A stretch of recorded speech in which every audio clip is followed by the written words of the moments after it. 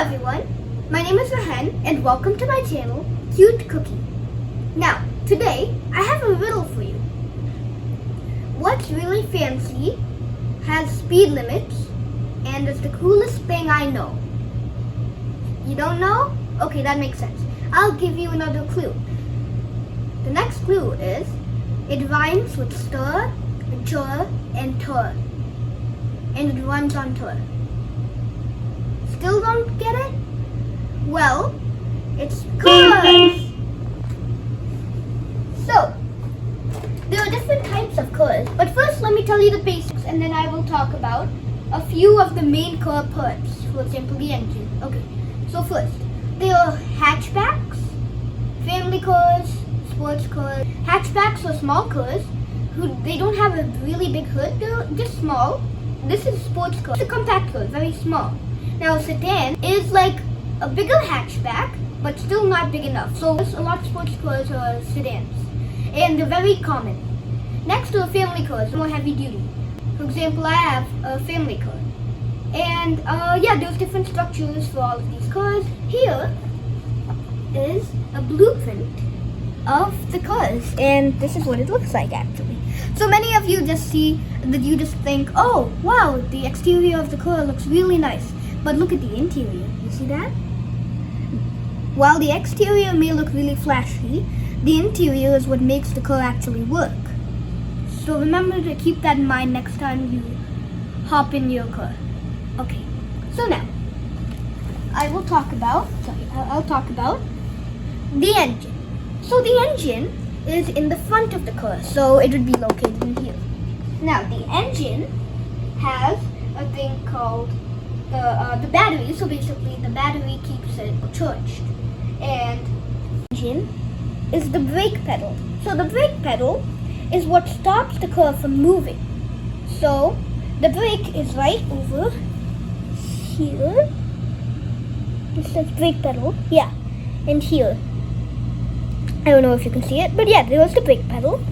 And then, right next to it is, of course, the accelerator pedal. Now, the accelerator pedal makes the car move, and faster each time you press it harder. So the harder you press it, the faster it goes. The accelerator pedal, or the gas pedal, is the same thing actually, is right over here. Now, after that is the clutch. You have actually a few gears. Drive, reverse, park, neutral, and sport, I believe. So now you're probably thinking, whoa, what are all of these things? It's so confusing.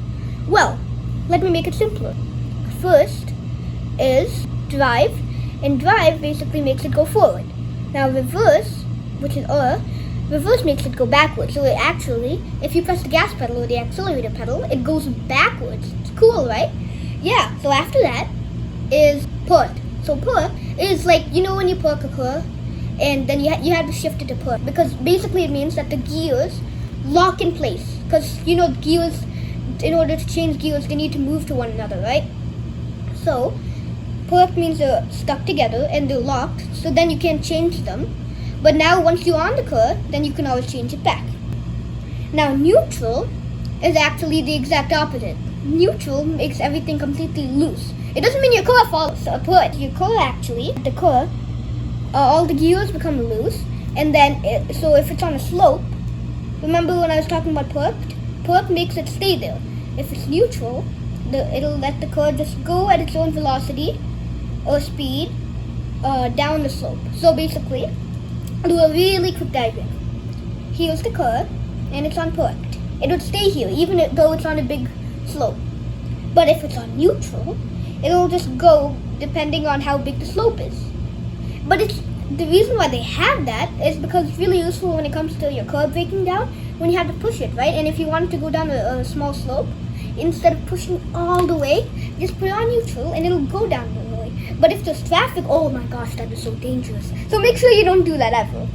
But it is a really useful gear though. That's what the clutches are for. Now, so earlier actually cars used to have clutches, not so common right now anymore, because they have a thing called automatic transmission, so it automatically does it for you if you want. But there always is still the clutch. After that, let me talk about cruise control. you're probably thinking, wow, we're going on a cruise? No, it's not exactly. A cruise, well, you have to drive your car, press the accelerator, press the brakes, everything, in order to make it move, right? What if there was a button or an option that could make your car just go at the same speed it already is, instead of pressing the accelerator or the gas pedal the whole time? I mean, sure, you still have to press the brake pedal, but you don't have to press the gas pedal. Well, there already is a button for that. It's called cruise control. Cruise control makes sure that your car goes at the exact same speed it's already going. Just like while you're pressing the accelerator, just turn on cruise control. Or like press, and it goes at that exact same speed. You don't have to press the gas pedal, but make sure you press the brake pedal when it comes at a red light, or otherwise, anyways, after that is the front caliper. So that's working with actually the brakes and the brake disc. It looks really cool on a car actually. You can have different colors for them. And then after that, let me talk about the gas tank. Yes, sorry. Gas tank is where so in order to make your car move, especially if it's a gasoline car, you need to put gas into the car. You're probably laughing at this. Yeah. No, but it's true. So then for the gas to go into the car, how do you put it? Don't just dump it on the car. No. There's a gas input, which is in fact right over here. Gas input. See, you can see this arrow or this line or whatever just pointing right here. Get closer. Thanks. Gas input. Yes. So that's where you put the gas in. From, the gasoline station or the gas station. And after that, you have the gas tank. So that's where you store all the gas. So once you put in the gas input, it does the rest for you. It goes straight into the gas tank. And then there's a thing called a carburetor, which works with that. So where are you thinking where do you think you get all this gas from, especially if you're going at a very fast speed? Well, you still have the gas, but what it does is it takes up a lot, right? So that's what the carburetor is for. It manages how much it takes, and so basically, if you're on the accelerator and you're pressing it, and then it needs more gas, right, to go faster, to work the pedals more, everything. So basically, the carburetor is for that, and takes it from the gas tank and puts it all the way to the it has like a valve. So it has like a valve, and that valve controls it when you put the accelerator. After this is the gear shift, which is I was talking to you about. Then the steering wheel, of course, is what you steer with. And after that, recently there have been cars that can self-drive. Yes, self-drive. You heard me right. They don't need a human to operate it at all. And that makes it safer. You're probably thinking, how? Well, these robots are programmed, or these cars are programmed to go wherever the destination is safely. Now, humans, we often make a lot of mistakes. But if we control robots and machines, guess what? They can do it for us safely. So I was just saying, yes, there are self-driving cars these days, but they always first tested on robots, and they even work with humans in them. And you can always change them back. I want to talk to you about a few models, very common models. Since it's toy, I'm not exactly sure what logo that is, but this is a sports car. You can tell for sure, especially the spoiler, which I forgot to say which I forgot to mention, is especially in sports cars. Basically, it's to, show off a bit. But it does look really flashy and fancy with it. Anyways, in sports cars, you can especially determine them by spoiler, if it's there. The models, which go according to the different types of cars. For example, Lamborghini and Ferrari. What are they? Family cars? Nope, they are sports cars.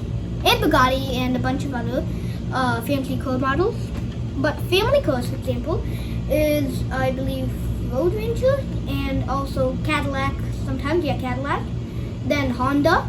There are different types. Honda can also be for sports cars, but also they're the family car. And then, there are, for the hatchbacks and all, Suzuki is a good hatchback and sedan.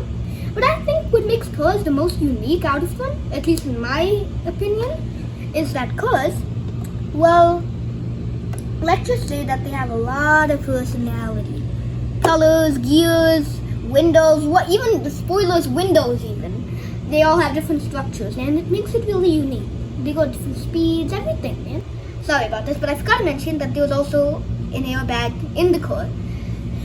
And believe it or not, this thing inflates with nitrogen. If a crash because of the impact, an airbag, inflates in 30 milliseconds. That's not even a second. It's really fast. It's not even a second. But sometimes because of the force of the airbag, it can kill you. So be careful, okay? But they are really useful. But then, and it slowly deflates when your head sinks into it because of the force from your head as well. And also it's detected by the crash sensor, which is when an impact happens, it actually triggers that, and then that triggers the inflating of the airbag. Also, I just want to show you, this is really cool. I don't think there are any brake calipers in this thing for some reason. I mean, any front or back calipers. But there is the wheel. The wheels are the ones that obviously make the car also go, because these are wheels. Wheel. You can't see this, but also wheel here and wheel there. One last bonus information. Where do you think the leftover gas just goes when you're driving? It goes to these things called exhaust pipes, which are at the back of the car, the rear. Leftover gas, it converts into a gas and it just goes out of the exhaust pipe. Also, the ignition key is yet another very important feature. The ignition key is what makes the car start. So the ignition key will now, earlier they used to have the actual physical key. Now we still do have it, but also we have electronic and remote keys. What all you have to do is just press it, and it'll automatically unlock the doors and everything. But you still do have to plug the key in to make the car start. But and then after that, is also you can do it from your phone as well, because technology is advancing. You can also do it from your phone, and that's really useful because if you're texting, all you have to do is just go to the other application which controls your key ignition, and then just do that. I mean, that's only for unlocking the doors. You always still have to plug the key in to make the car start. Driving the car is cool. Make sure that you follow the safety rules as well. And first safety rules, no matter what, wear a seatbelt. Even if you're parked, just in case they start the car immediately, you could still have an accident. So make sure that you still have seatbelt on until you're sure that you're leaving the car. Also because it's against the law and you'll go to jail. Also make sure that you're never calling or texting while driving, because it can actually endanger many people. Trust me, many.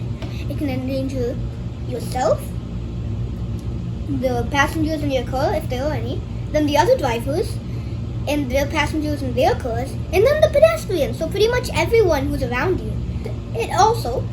I have a collection of small cars and big cars. Like this is a big one out of my collection. Remember to comment, share, like, and subscribe. Cute cookie, okay? I hope you took something away from this lesson. Remember, think big, stay cool. See ya!